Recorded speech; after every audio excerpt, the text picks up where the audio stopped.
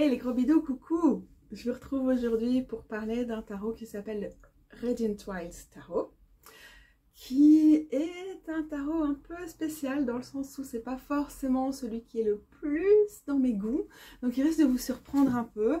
Ça fait 2 mois que je l'ai et je dirais pas que c'est un tarot avec lequel j'ai une pratique régulière et j'ai pas du tout pris le temps de l'étudier, donc de temps en temps je tire 1 ou 2 cartes, je me laisse imprégner par cet univers qui est vraiment très particulier. Mais j'ai pas une connaissance approfondie, donc je pense que cette présentation, ça va pas vraiment être une review. Ça va plutôt être, je vais reprendre les cartes avec vous, et comme la plupart je les connais pas très bien, il y en a que j'ai pas fraîchement en tête, je vais faire un peu mes remarques et vous naviguer. Naviguer avec vous dans ce tarot, j'aime bien parce que le sous-titre c'est naviguer les paysages oniriques du désert intérieur, un truc du style, je sais pas dans quel ordre traduire les mots. On va passer dans l'autre sens et on va explorer ce tarot ensemble, naviguer. Comment on fait pour naviguer dans des déserts? On navigue pas dans des déserts, c'est pour ça que c'est un tarot qui est le paysage des rêves. Moi en fait ce qui m'a amené à ce tarot, je crois que c'est à l'époque, un peu avant Noël, je me dis, j'aime toujours pas les surprises. Et du coup, je me disais, voilà, j'aimerais bien un tarot mass market à un prix accessible que Rose pourrait m'offrir pour Noël. Donc j'ai été chercher ce qu'elle pouvait m'offrir pour éviter les surprises. Et en regardant quelques vidéos, je suis tombée sur ce tarot méconnu, mais vraiment intéressant, qui est publié chez Rockpool. C'est une maison d'édition australienne qui fait un peu tout et n'importe quoi. Parfois, des trucs très new age qui sont vraiment, mais vraiment pas ma tasse de thé. Voilà, là vous allez voir l'invisible à l'intérieur, c'est pas mal. Franchement, la boîte, moi je les utilise pas, mais elle me plaît, surtout parce que c'est du rose pétale. C'est vraiment comme ça, j'ai vu quelques images, j'ai entendu quelqu'un qui parlait en particulier de la diversité des corps, en particulier des couleurs de peau, je pense dans son cas. Je me suis dit ok, intéressant. Bon alors spoiler, il n'y a pas du tout de diversité en termes de corpulence qui est satisfaisante à mon goût, mais voilà. Et je me suis dit, j'ai tout de suite imaginé, en voyant les premières images, ok d'accord, c'est un tarot qui va être plutôt basé sur un truc plutôt étude intérieure, introspection, étude des rêves. Ça sonne directement comme quelque chose de très jungien, mais pourquoi pas en fait. Honnêtement, j'ai pas besoin, j'estime pas avoir besoin d'un tarot spécifiquement pour travailler sur le domaine des rêves. Mais il y a quelque chose là-dedans qui m'a quand même intéressée, qui m'a séduite, vraiment pour dire de naviguer à l'intérieur, d'explorer nos profondeurs et aussi le côté désert. En fait, c'est tellement pas mon univers. Pas du tout, si vous connaissez un peu, et je crois que ça fait partie des choses que j'ai trouvées intéressantes, et en même temps, wow, il y a des couleurs brillantes, des couleurs bien pétantes, qui me font vraiment plaisir, qui me font chaud au cœur. C'est une espèce de travail graphique comme ça, à collage, très contemporain, comme on voit beaucoup, et en ça c'est peut-être une surprise pour vous, et c'est pas forcément ce que je préfère. Moi le collage digital, c'est pas mon truc, j'ai une âme un peu trop punk pour le pur collage digital, mais j'ai l'impression de voir aussi des petits clins d'œil au mouvement surréaliste. Alors en termes artistiques, c'est pas non plus un de mes mouvements préférés, mais j'apprécie justement aussi peut-être pour les liens avec l'exploration de la psyché selon Jung. Alors j'ai entendu des Jungiens qui disaient psyché, et je ne sais jamais, je ne comprends pas la règle en français, quand on prononce des CH d'origine grecque ancienne qui doivent se prononcer que, parfois on les prononce ch, parfois k. Alors je sais pas, mais psyché, ça sonne quand même mieux que psyché, non? On est d'accord, comme psychologie d'ailleurs, ok. Parce que j'ai déjà entendu des Jungiens dire des trucs bizarres. Je veux pas cafeter, mais ok, on continue. Du coup, j'ai perdu un peu le fil. En fait, j'ai un oracle qui est bien pour ça, qui a une connotation très ancestrale. C'est le comment s'appelle-t-il? Black Madonna, quelque chose. Black Dove of Africa. Il est vraiment très très cool pour étudier les rêves, franchement, mais c'est pas quelque chose que je fais très souvent. Et du coup, voilà, c'est ça que je voulais dire. C'est pas forcément pour ça que je vais l'utiliser, mais plus vraiment introspection, alors que j'utilise assez peu le tarot pour l'introspection, bon, peut-être en priorité par bon esprit de contradiction, en mode, c'est tellement ce qu'on attend de nos jours, tu vois, faut travailler sur soi, développement personnel à travers le tarot, même quand ça tait son nom, tu vois, c'est un peu un truc, il faut toujours aller fouiller, s'améliorer, c'est en mode vraiment performance, quoi, il faut que ce soit constant, que tu sentes des résultats directement. J'aime pas comment dans ces sphères-là, dans nos sphères, on a une prédominance du travail des ombres, concept jungien, que voilà. Mais voilà, il y a quand même eu quelque chose qui m'a attirée. Je vous dis juste, j'aime pas sans rentrer dans les détails, et ça me... Voilà, c'est pas un jugement pour les gens que ça intéresse, ni rien, c'est... J'ai renoncé à essayer de faire des vidéos où je rentrais dans les détails là-dessus, franchement, peu importe. Franchement, j'aime bien la qualité des cartes, elles sont assez fines, c'est-à-dire qu'elles sont faciles pour la prise en main pour moi, c'est une taille de tarot assez standard. Rien à dire, c'est pas trop large. Et comme elles sont fines, voilà, ça se mélange bien. Je vais pas faire l'effet maintenant. Les dorures s'abîment pas trop, sachant que je mélange par les bords. Donc voilà, ça s'abîme forcément. Les dorures ne sont pas désagréables en main non plus. C'est parfois un problème. Et ouais, j'aime bien le fait que ce soit très fin, mais c'est une bonne qualité de papier. Bah, c'est pas cartonneux, quoi. C'est pas du carton de base. Il y a un bon centre, un noyau de papier qui me plaît beaucoup. Donc au niveau de la maniabilité, je suis satisfaite. Je ne l'ai pas utilisé beaucoup, mais vous voyez bien, ça bouge pas hein, par rapport à d'autres choses Mass Market que j'ai eu au même moment. Peut-être j'utilise plus, mais la version Mass Market du Fils Spirit, par exemple, elle est complètement déformée, vraiment pitoyable.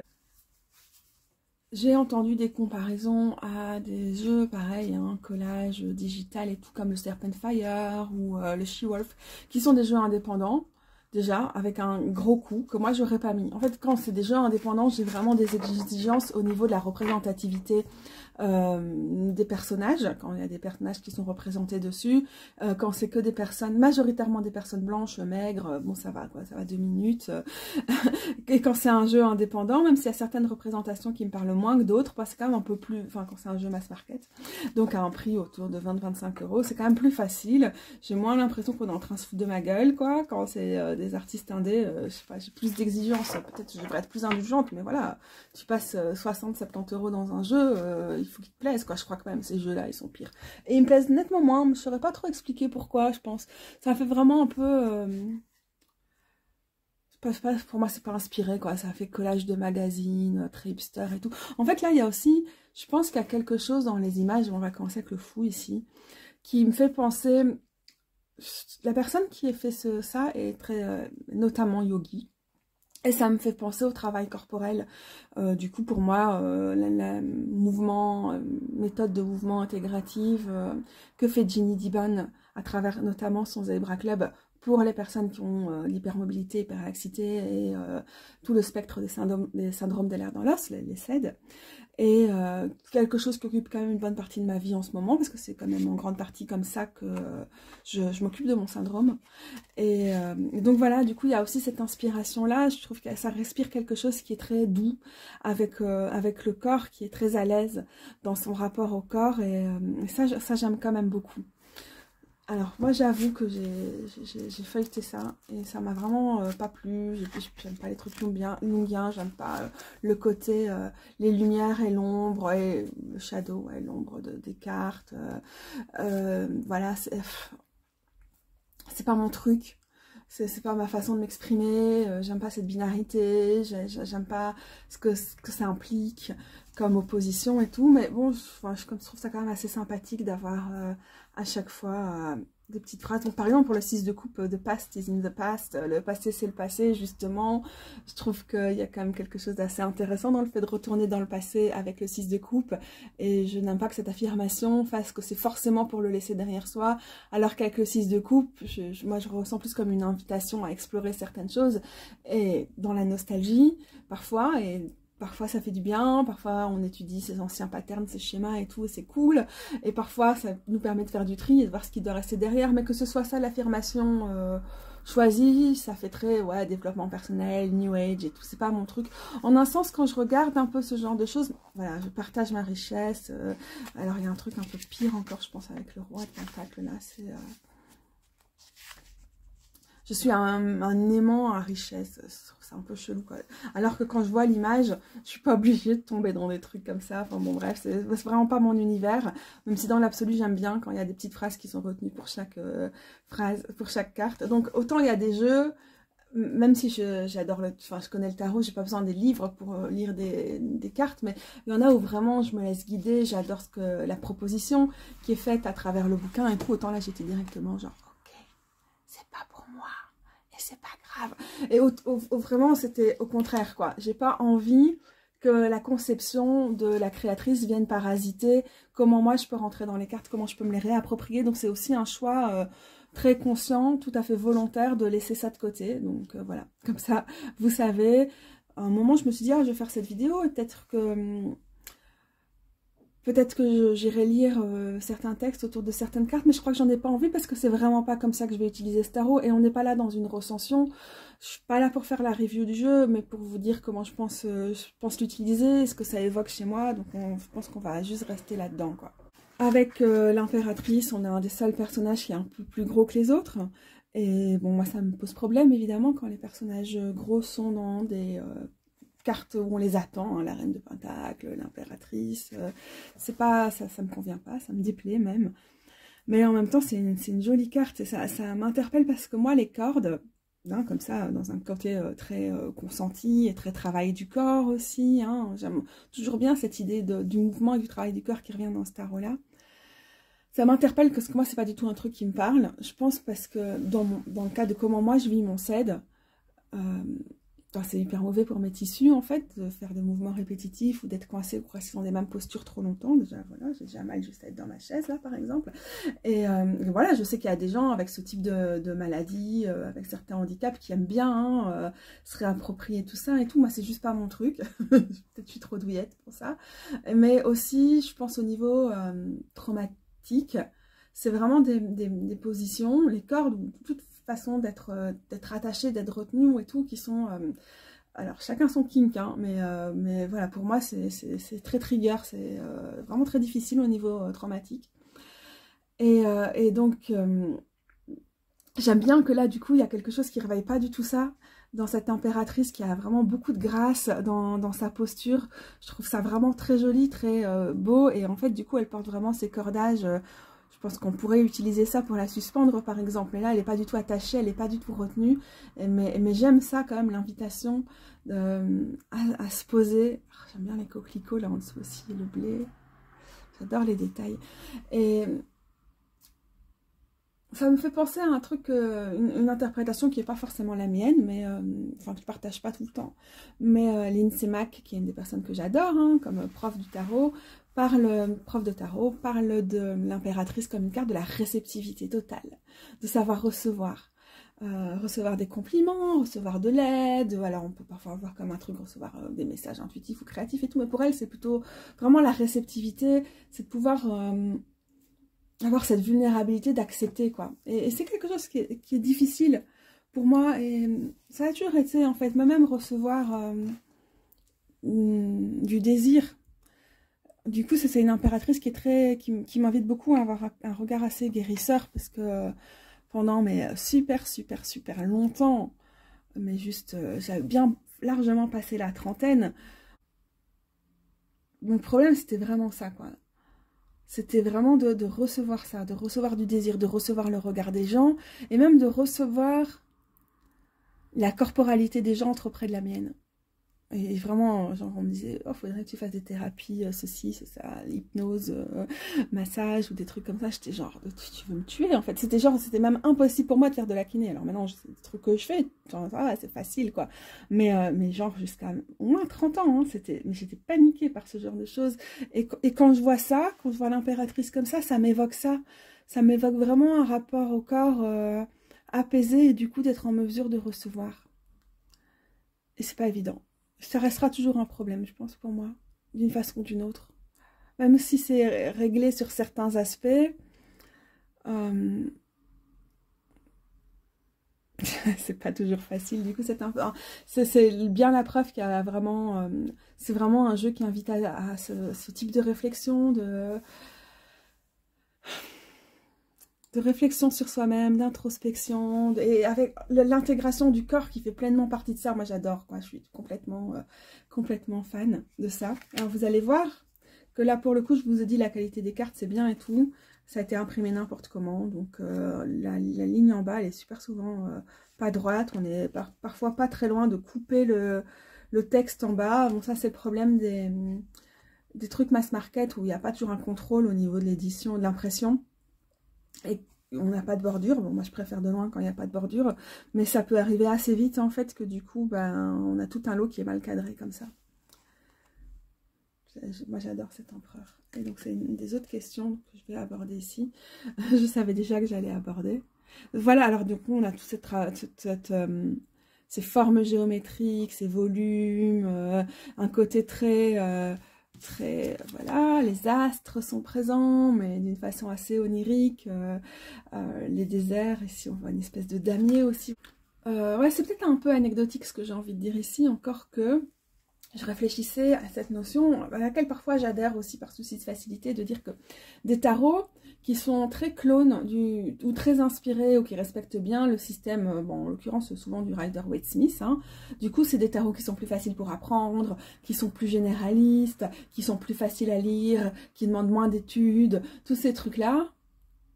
En un sens, c'est vrai, en même temps, ça crée une mauvaise base parce qu'on part toujours du principe que qu'il n'y a pas moyen de dépoussiérer le tarot, qu'on est un peu bloqué avec certaines représentations qui collent pas, qui sont peut-être pas tout à fait d'actualité, qui peut-être véhiculent du sexisme ou du racisme, par exemple, hein, dans le Rider-Waite-Smith. Si vous me suivez, en particulier mes séries, le tarot par carte, vous voyez un peu, enfin, je m'attache aussi à démystifier ça.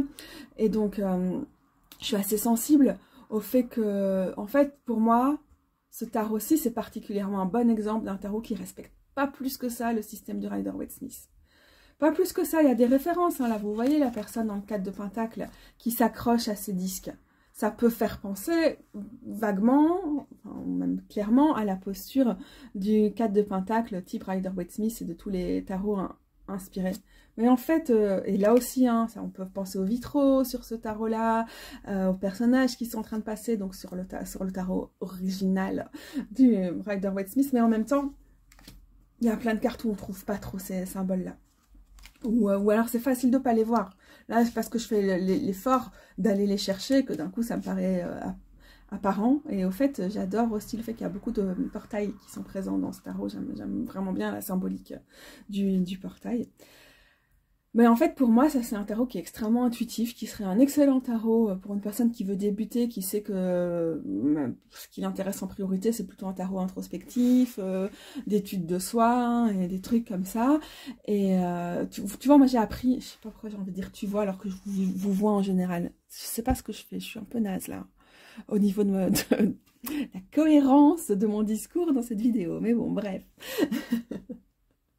Vous voyez, j'ai appris avec le Wild Unknown Tarot, j'en parle et justement, ce tarot-ci m'évoque un peu ça, alors qu'on est dans un univers complètement différent, mais parce que Kim Krantz, la créatrice du Wild Unknown Tarot et d'un certain nombre d'ombres d'oracles, elle a le défaut qui, je pense, est potentiellement pas loin avec ce Radiant Wilds, de un peu trop souvent être dans un truc trop new age, on flirte avec l'appropriation culturelle ou bien on est dedans. Bon, je dirais pas forcément que c'est ça qui est dans ce tarot, je peux pas m'avancer là-dessus, mais un côté extrêmement jungien qu'on va retrouver en particulier dans ces oracles. Et en même temps, voilà, c'est un tarot intuitif. Alors il a fait son temps, on l'a tellement vu et revu, il a tellement justement fait un précédent dans... Waouh, c'est un tarot qui sort complètement du Rider-Waite-Smith et en même temps qui est super facile d'usage. Mais... ouais, je suis contente d'avoir appris avec celui-là et parfois je cherche plus ça. J'ai l'impression que j'ai une certaine paresse de mon côté de me dire en fait, je vais prendre un truc qui est quand même assez bien inspiré du Rider-Waite-Smith, c'est plus facile, on s'y retrouve. En fait, souvent je m'y retrouve pas en réalité et je cherche plus enfin, ça me coupe de mon intuition. Et donc j'aime beaucoup la proposition qui est faite ici, qui à mon sens permet beaucoup plus une lecture intuitive des cartes et je pense que ça me manquait. J'ai des tarots très intuitifs dans ma collection. inspiré ou non du système du Rider-Waite-Smith, mais celui-là, il me permet vraiment de dépasser le système et d'apprécier les cartes pour ce qu'elles ont à m'offrir dans une lecture vraiment intuitive. Et j'en suis très contente et très satisfaite et j'aime beaucoup. Et j'ai pas dit... Ouais, non. J'allais dire, j'ai pas de difficulté à connecter à des images plus tradies du page de Pentacle, du cavalier de Pentacle, de la reine de Pentacle ou du roi de Pentacle ici. Ouais, c'est vrai, peut-être. Et en même temps, vous n'avez pas non plus de difficulté à les ignorer parce que je trouve que c'est pas si présent que ça. J'aime bien aussi qu'il n'y a pas une surprésence de c'est quoi la symbolique dans les pentacles. On peut compter le nombre de pentacles dans chaque, ou de bâtons, ou d'autres choses. Franchement, honnêtement... ça me plaît vraiment dans ce tarot que ce soit pas trop présent. Et alors, par contre, voilà, vous voyez un truc certain ici avec l'as d'épée. Moi, j'aime beaucoup quand les as sont dans l'incorporation. On est dans le corps, c'est le corps qui est au centre de la chose et c'est pas un truc qui nous sort du ciel comme ça, en mode divin chrétien comme ça. Et là, on voit quand même, on a un indice qui va nous apprendre qu'à travers la suite des épées, ben en fait la tête, le mental va être très présent. Hein, vous voyez, à chaque fois, on a des choses autour de la tête. Et là, on a quand même des clous qui vont nous faire penser à un 3 d'épée, à ce qu'on voit souvent dans le 3 d'épée. Mais c'est pas toujours le cas. Et voilà, ça je trouve c'est intéressant, c'est pas trop présent, mais c'est là quand même la présence du mental et de la tête. Ouais, voilà, j'adore. Et donc là, c'est la page d'épée, par exemple. Je trouve ça innovant, quoi, mais véritablement innovant, très très intéressant.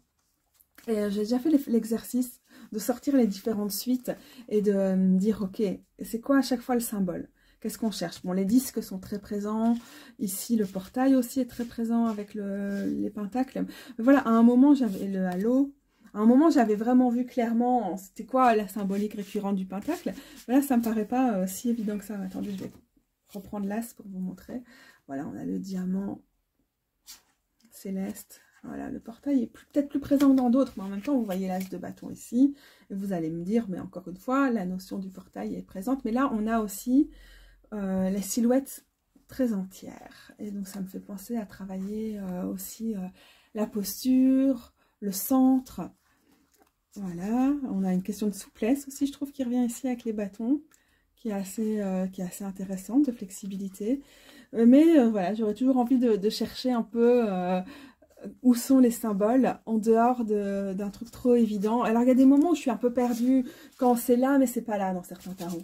C'est là, il y a des épées ou quelque chose qui représente des objets tranchants pour la suite des épées ou quelle que soit la suite de l'air, mais en même temps pas vraiment. Là, ça m'ennuie. Mais ici, j'aime bien parce que je peux chercher des points communs, je peux chercher les liens entre les différentes cartes d'une même suite ou entre les différents 8 dans différentes suites là par exemple, mais en même temps pardon, je suis pas obligée de le faire. Il y a vraiment quelque chose d'intuitif que je trouve dans mon cas là, je dirais très rafraîchissant dans ce tarot. Mais je vais reprendre là où j'en étais avec les amoureuses. Et je crois que vous avez quand même compris un truc, c'est que la présentation de ce tarot pour moi aujourd'hui c'est aussi un prétexte pour vous parler de toute une série de choses que j'ai en tête en ce moment autour du tarot et que j'ai plaisir à évoquer avec vous ici. Et pour moi, c'est peut-être un peu une porte d'entrée, un portail, pour évoquer toutes ces questions en réfléchissant à la présentation de ce tarot. C'est ça que j'avais un peu en tête. Je vais remplir ma... Ah merde, c'est trop lourd, putain. Je vais remplir ma tasse.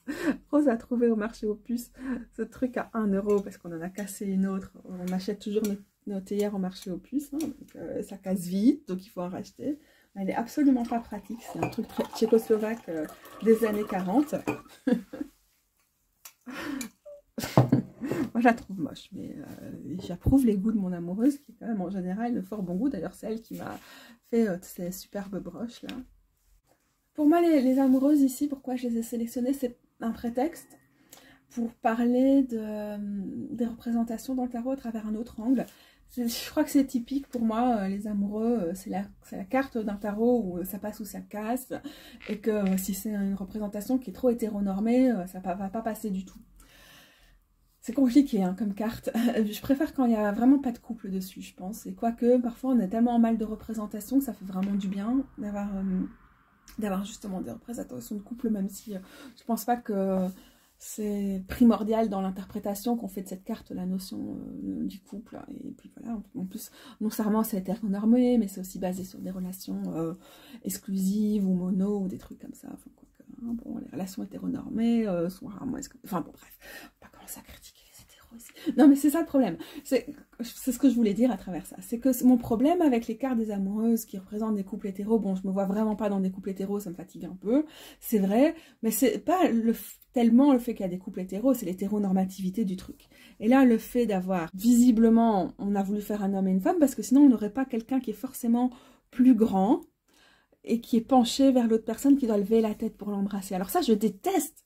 Mais je déteste qu'on me représente des couples hétéros comme ça, forcément, avec un mec plus grand et tout. Et en vrai, je pense que c'est possible de passer à côté de ce genre de choses avec ce tarot-ci, d'autant plus parce qu'on a des silhouettes qui sont dans un paysage et que le paysage est quand même prédominant. Et justement, c'est pour ça qu'on voit des silhouettes qui sont presque en contre-jour, ou qui, comme ici, sont parsemées de constellations. C'est quand même un truc intéressant, je trouve, que propose ce tarot, mais en même temps... comment je me retrouve dans ces représentations des amoureuses à l'heure actuelle, j'ai envie de dire, c'est un peu ça le problème. Oui, là, ça me va, même si j'aime pas la posture. Je pense que c'est aussi important de pouvoir faire l'effort de ne pas penser que le corps va déterminer ton genre, tu vois. Et donc, c'est pas parce que cette personne a un corps, voilà, je sais pas, des hanches qui ont l'air plus larges ou des trucs comme ça, tu vois, que c'est forcément une meuf. Tous ces trucs, c'est un peu chiant. Donc, je pense qu'il y a moyen de faire cet effort. C'est juste, bah, même pas un effort, c'est juste, il faut changer de façon de penser, quoi. Il faut pas toujours voir un genre dans des corps. Sauf que là, la posture, le rapport de quelqu'un plus grand que l'autre et tout, bon, ça m'aide pas, moi, perso. Donc ça, c'est un peu compliqué, je dirais. Il y a une autre chose qui est compliquée en ce moment, je trouve, dans les tarots. C'est une grande question que beaucoup de gens se posent, quoi. Il y a beaucoup de tarots qui sont 100% avec des meufs. Évidemment, pour moi, c'est pas un problème. Ça me dérange pas du tout. Je trouve que c'est très important d'avoir des représentations de meufs et tout. La non-mixité, j'ai pas de problème avec ça, que du contraire.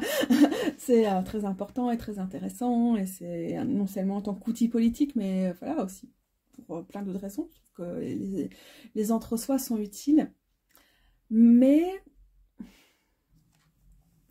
j'ai peut-être moins, en ce moment, j'ai peut-être aussi plus envie de représentation de diversité de genre dans les tarots que j'utilise. Je pense que je travaille beaucoup, hein, vous savez, sur la question des représentations à travers le tarot, parce que je pense pas que les représentations, c'est genre le truc fondamental pour changer le monde, mais ça en fait partie, et c'est quand même important. Et comme elles sont quand même centrales, l'image est quand même centrale dans le tarot, je vois pas très bien comment on peut ne pas en parler et faire comme s'il n'y a pas de problème à avoir des tarots qui sont 100% minces, 100% blancs, 100% hétéro, etc. etc. Hein, bon, bref, vous me connaissez et j'ai plein de sujets, de vidéos sur le sujet, mais dans toute la diversité, dans tout le spectre des genres, des identités de genre, des expressions de genre et tout ça, j'ai l'impression que parfois ça peut être une paresse aussi, en dehors de l'utilité absolue de la non-mixité, de ne pas avoir de représentation de masculinité qui soit différente. Bon, j'entends beaucoup de gens qui parlent de ça, hein, et je change d'avis sur ces questions. Mais le fait d'avoir lu Flowering Wand, le dernier livre, Flowering Wand, le dernier livre de Sophie Strand, je ne sais pas pourquoi l'anglais m'échappe complètement aujourd'hui, ça, qui est un livre que j'ai adoré, je mettrai les références en dessous, ça m'a aussi amené à réfléchir à ça, je crois. Je me suis dit, bon, bah, on vit quand même dans un monde où moi je préfère les tarots qui parlent pas de masculinité, de féminité, c'est pas tellement mon truc, ou alors, bon, j'aime quand on est dans une exploration complètement queer, les féminités, c'est pas ma féminité m'intéresse pas, mais et le féminin encore moins, mais le côté femme, évidemment, pour personne qui est dans un couple butch-femme et qui adore, qui est assez intéressée par ces dynamiques, en tout cas, c'est mon truc. La question femme, si vous ne savez pas ce que c'est, je vous mets un lien en dessous vers un zine. Je ne vais pas reprendre cette question, j'en ai déjà parlé aussi.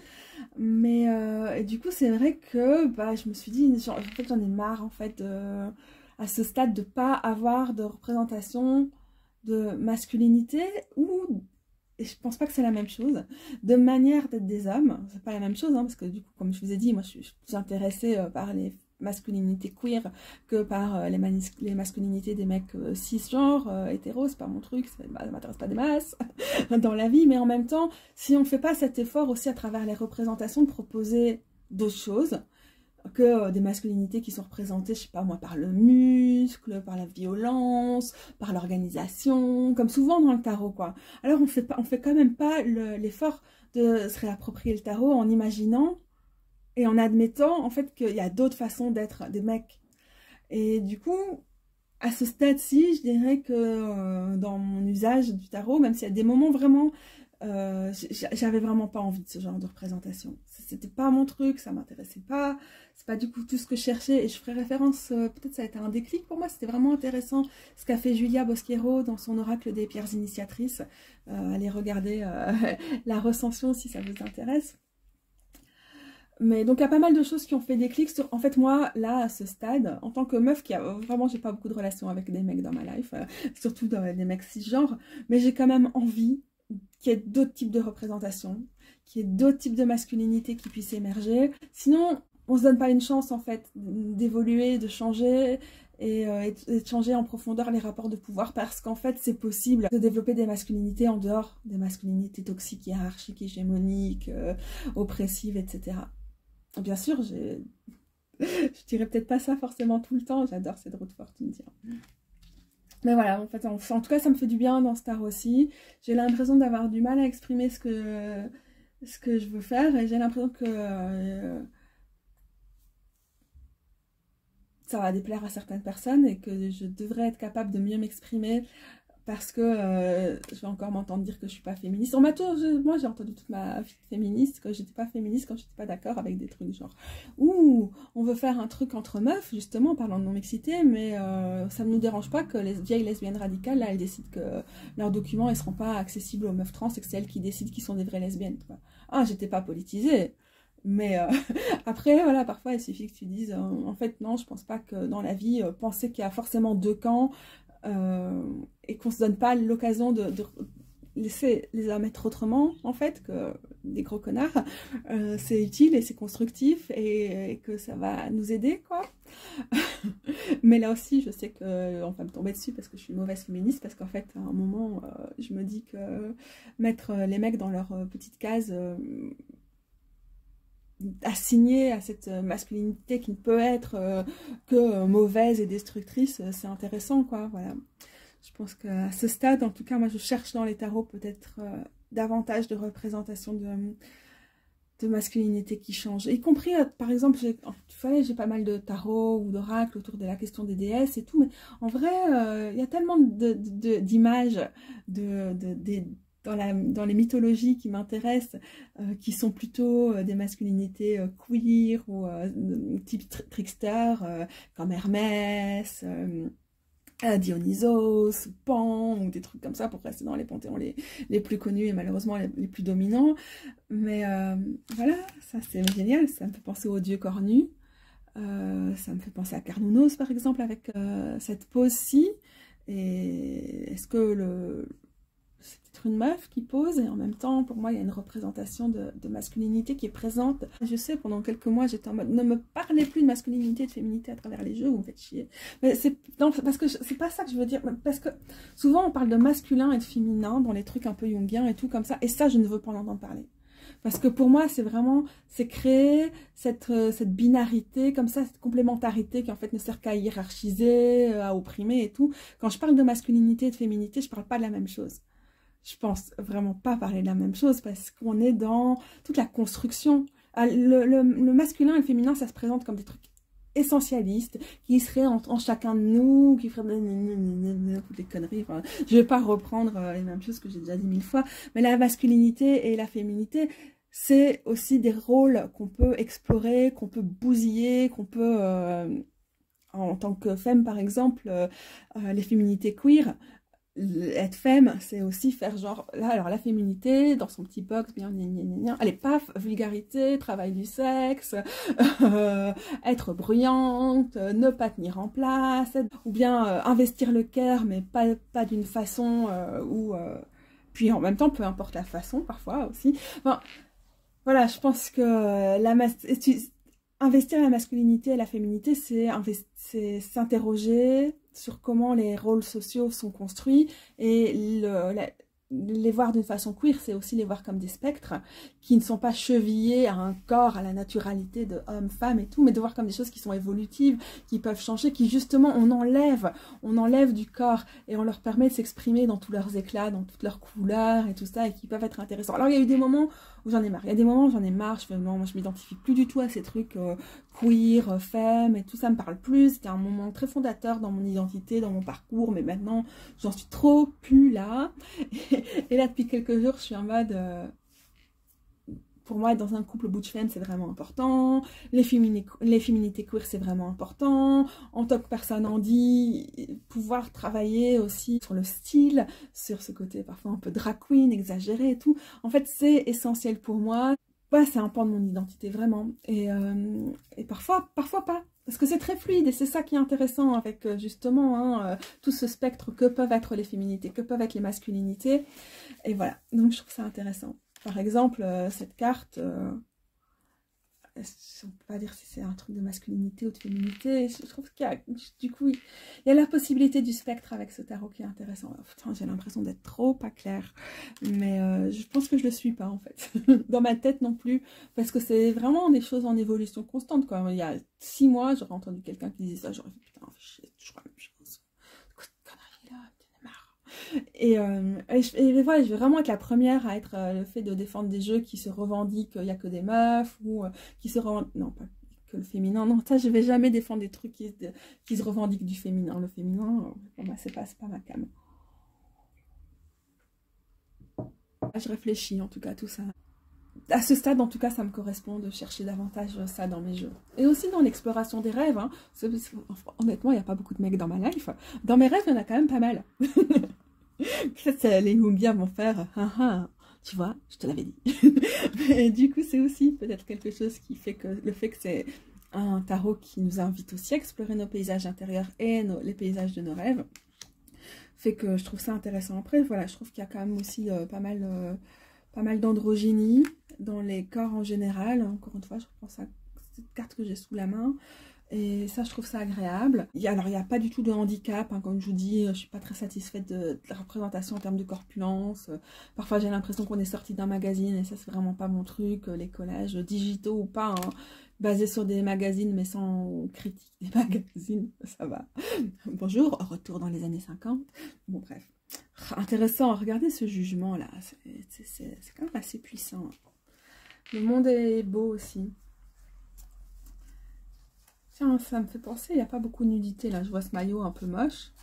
Ça, je sais pas pourquoi, il y a de plus en plus de jeux comme ça. On fait le choix de ne pas avoir de nudité. Est-ce que les corps sont pas moins marqués dans ce cas-là? Sans nudité, je pense que c'est vraiment juste pour pas être censuré et tout. C'est vraiment céder à un puritanisme parfois, j'ai l'impression. Je sais pas pourquoi on fait pas... Alors ça, pour le coup, c'est un truc que j'aime bien, la nudité dans mes jeux de tarot. Mais pas juste sur la carte du monde, parce que c'est le monde, le roi est nu, intégration. Mais sur toutes les cartes. Si je pouvais vivre à poil, moi, vous savez. Ah, l'as de coupe. Là, on voit directement une personne qui est dans une position de méditation. Est-ce que c'était ça, le thème que j'avais eu l'impression de cerner plus? Oh, je suis pas sûre. J'ai l'impression que le cosmos est présent d'une autre façon ici. Les étendues, peut-être. Ouais, c'est intéressant hein, quand il n'y a pas forcément... Alors, vous allez voir sur une ou deux cartes, on va peut-être voir des coupes, c'est ça? Ah, voilà, il me semblait bien. Mais c'est pas dominant. Ah, j'aime bien quand il y a beaucoup de rose dans la suite des coupes. Je préfère que la suite des coupes soit représentée avec beaucoup de rose qu'avec du bleu. Le bleu, c'est l'eau, mais le rose, c'est... Ok, d'accord, je viens de dire un truc cliché sur la suite des coupes.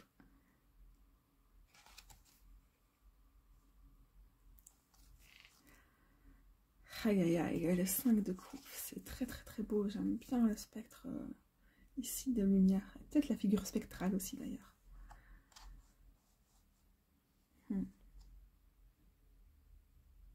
Ah, je comprends un peu mieux la phrase qu'il y avait dans le livret, là, je vous ai dit tout à l'heure, le passé c'est le passé, parce qu'on a l'impression d'avoir la même silhouette qui est reproduite plusieurs fois. Cette de coupe un peu spéciale aussi. Avec juste un personnage, puis les phases de la lune, ça invite interroger la posture de la personne. Vous voyez quand je disais qu'il y a des expressions de masculinité et de féminité qui sont vraiment intéressantes ici. J'adore ce qui est proposé par cette carte. Si je ne réfère pas au livre, où du coup il y a quand même toujours cette espèce de binarité, complémentarité jungienne là, je trouve ça vraiment très intéressant. Ça fait presque Magritte comme truc. Ça, moi, ça aussi d'ailleurs. Les trucs surréalistes là, c'est vraiment pas mon délire. Je comprends pas, j'ai pas envie de comprendre. C'est un truc de mec. Les meufs dans le surréalisme ont souvent été très maltraitées, quoi. Par ces connards en manque de muse. Mais bon, c'est une artiste qui a fait ce tarot.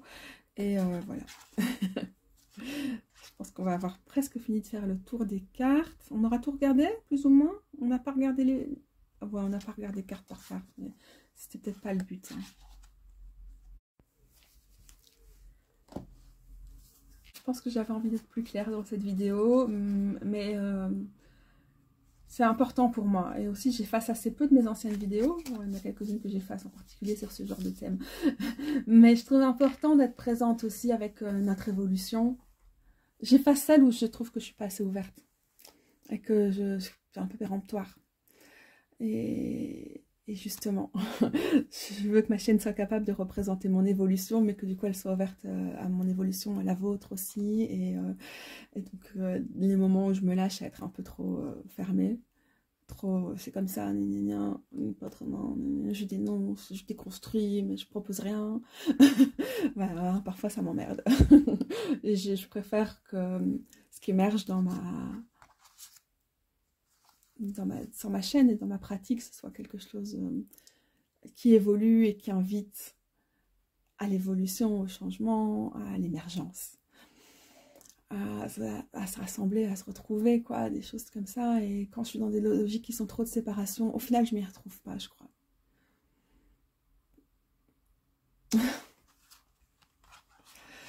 Je ne vais pas rentrer dans des sujets un peu compliqués. J'ai l'impression que c'est même intéressant encore un 6 où on a comme ça des silhouettes qui suivent. Ça serait intéressant, parce que j'ai du coup pas encore fait d'études de ce tarot, que j'ai juste tiré par carte par moment, de voir les échos des cartes entre elles. Hein. Ça, je reste persuadée. Cette personne a l'air mal construite. C'est rigolo. Avec la spirale, on dirait que les choses sont déformées. Intéressant pour le 8 d'épée. On dirait qu'elle s'est coincée toute seule, comme si... là, on avait l'arrière de son corps, et là, l'avant, un truc comme ça, un peu spécial. C'est intéressant pour le 8 d'épée, parce que du coup, j'ai pas lu le numéro de la carte, vous voyez. J'ai d'abord été genre, quelque chose qui va pas.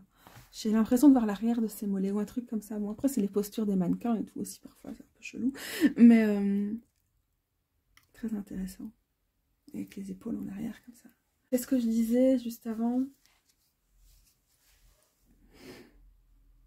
Non, j'ai peur de dire des trucs trop polémiques. J'ai peur de me faire cancel, honnêtement. Hein. Vraiment, parce que je suis quand même remise en question par rapport à certaines choses que j'ai vécues pendant ces années dans le militantisme. Et où je pense qu'à un moment, ça a vraiment... Bah, c'est pas juste au niveau personnel, mais bon, on est dans un jeu d'introspection, peut-être que c'est pour ça qu'il est là. Que ça m'a empêché... Que ça empêche de pousser, quoi. Ça empêche de grandir, ça empêche des choses de se développer, ça empêche des rencontres et des étincelles, je pense, sur certains niveaux. Et quand je dis ça, c'est pas genre j'étais embrigadée, c'est vraiment un mouvement collectif comme ça, hein, et j'ai fait partie de ça. J'ai trop pensé en d'un côté il y a ceci, d'un côté il y a ça, c'est comme ça, c'est pas autrement. Je trouve que le fait d'individualiser à chaque fois les rapports de pouvoir, et qu'on puisse pas voir les individus en dehors des rapports de pouvoir. Enfin, on n'y a pas du dehors, hein, je suis d'accord. Mais juste que les personnes, du coup, sont sans cesse rabattues à des positions comme si c'était pas plus complexe que ça. Comme si c'était pas intersectionnel. Oh, je suis pas là pour critiquer, en fait. Hein. C'est juste que moi, là, à l'heure actuelle, n'étant plus dans ces milieux depuis maintenant 5 ans, grosso modo, j'ai l'impression de pouvoir retrouver une liberté de pensée, en fait. Vraiment. Et voilà, je sais que ça va me valoir, s'il y a certaines personnes qui me regardent, dire que vraiment, je suis tombée bien bas. Et j'ai quand même encore un peu peur de dire les mauvaises choses. Mais parce que moi-même, j'ai pensé comme ça. J'étais fermée, quoi. Je pensais que si t'arrivais pas à articuler les choses de la bonne façon, alors tu pensais forcément de la merde, quoi. Et que ta pensée ne pouvait pas être en évolution. Mais maintenant, quand je vois ça chez les gens, je suis juste... stop.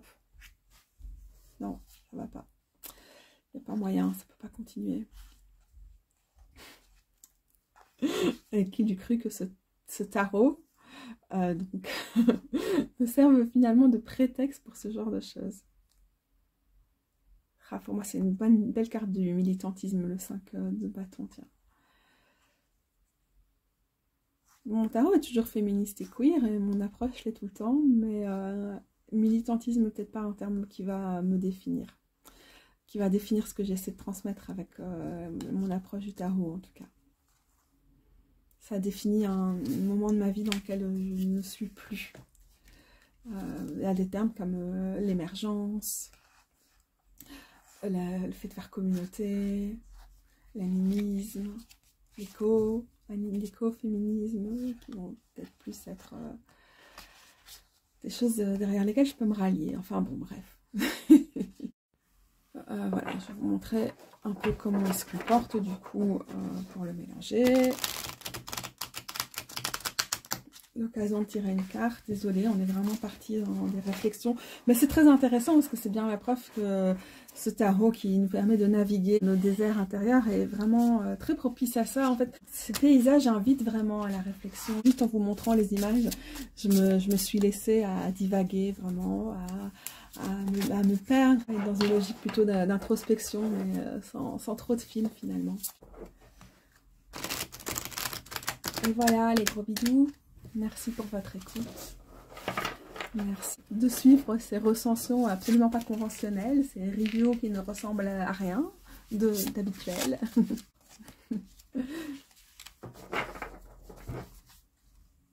À très très bientôt les gros bidous. Bisous.